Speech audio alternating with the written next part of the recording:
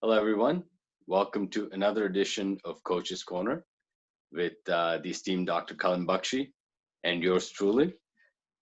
Today, the question that I wanted to pose to you, Dr. Bakshi, was more related to, there's so many external influences, people out there, opinions, social media, a lot of these other things that are there.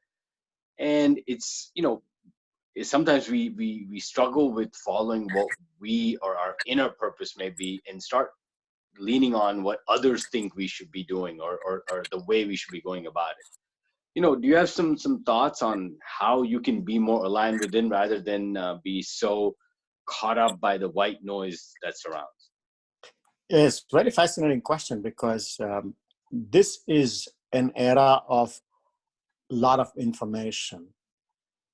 Information does not necessarily mean knowledge, and definitely not wisdom. Right. So this is where we start separating it up. Now, when we say information, there's a lot of information that can be used by you, or some of them cannot be used by you. And particularly if you have, or a person has a goal that they say, well, I want to do something, I want to get somewhere, or has a plan to do that. Sure. Now the question comes is, how clear is that goal? How clear is the plan? If it's very clear, and next comes motivation.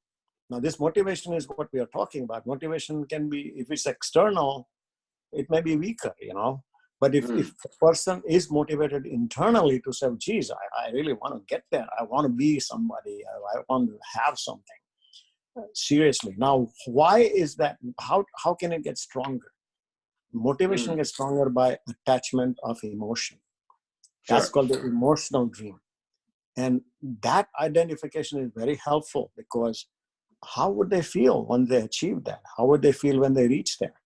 Now, that's the thing that the person has to think about and has to feel, not even think about, but feel internally, like an Olympic gold medalist, he sees himself standing on number one platform, and that visualization and that experience, even before it's happened, when you combine these, then the white noise or all the stuff, that distractions that are there are many distractions, obviously. You have to also learn to defocus from that. Yeah, I think those are great points. I think one of the other things that I've done myself is I actually look at the worst possible outcome and play it out in my mind and really outline what all can go wrong in the worst possible situation by taking an action or going down a path that I'm on, and so on and so forth. And really just try to come up with a way to say, okay, if this happened, how would I handle it? Also, if this did happen, what is the worst that can come out of this? Like, what is the worst repercussion that may come out of it? And then just realize that, okay, this is, having to an extent an awareness of that gives you a sense of peace because you're eliminating that uncertainty. Secondly, also in terms of people, that, we all have people in our lives for the most part that we know who are initially going to be skeptical. They mean well, or there's certain things that will come about by going down a certain path.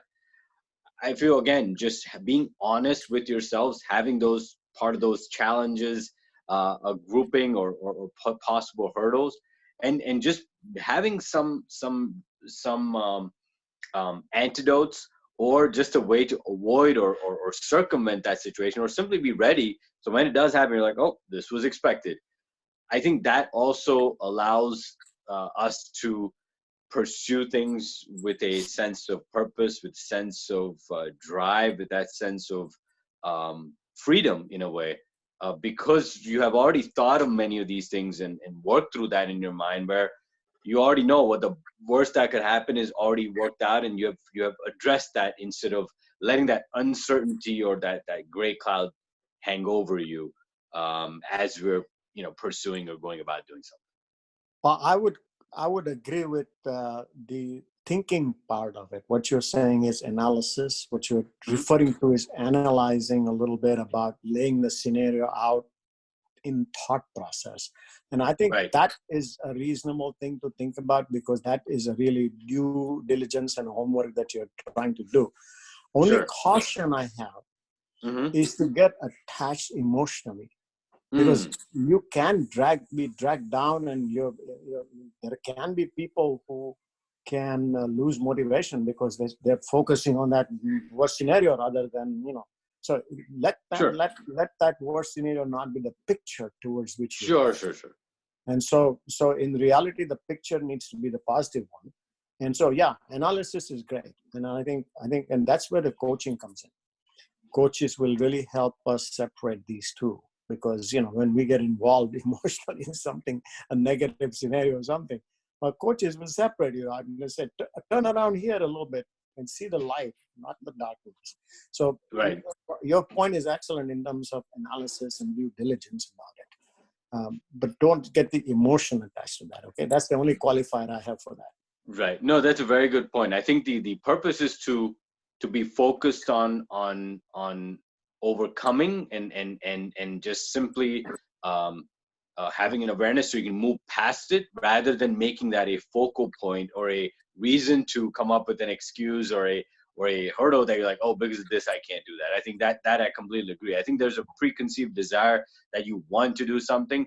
This is simply as a way to cover all bases, and then focusing on the positive outcome and Yeah. visualizing those things, and be oriented in that, so that these things don't interfere with that mindset and your actions and so on and so Yeah, two statements come to mind, and we should end here because these two are very well known. One is, don't get off a winning horse. forth. Hmm. You're winning. You know you're winning. And the second is, don't take your eyes off the prize. Very true. These are the two very beautiful statements, and I just want to share those because I think that ultimately is the way we will achieve everything. Very true. Very true. No, thank Okay. you for sharing that. With that concludes today's segment. See you soon.